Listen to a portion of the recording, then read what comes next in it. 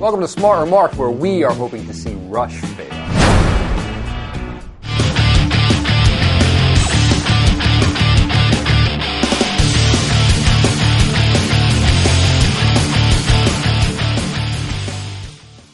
Zero. Zip. Nada. The House of Representatives last night passed President Barack Obama's fiscal stimulus bill without one single Republican vote.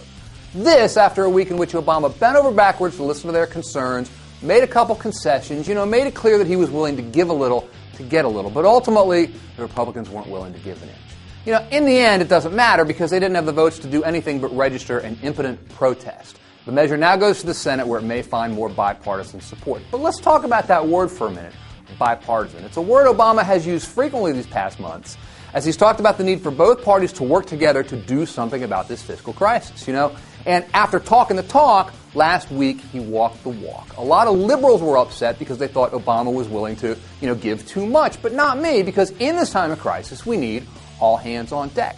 Problem was, the Republicans were missing in action.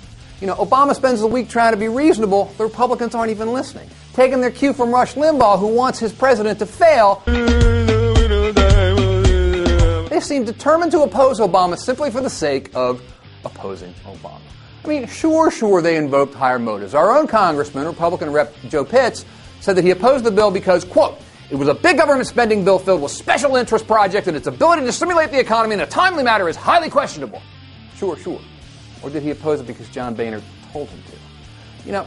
Are he and other Republicans standing on principle, or are they merely trying to undermine a Democratic president? Since the election, a lot of Republicans have seemed to cop this attitude that all they got to do is go back to the future.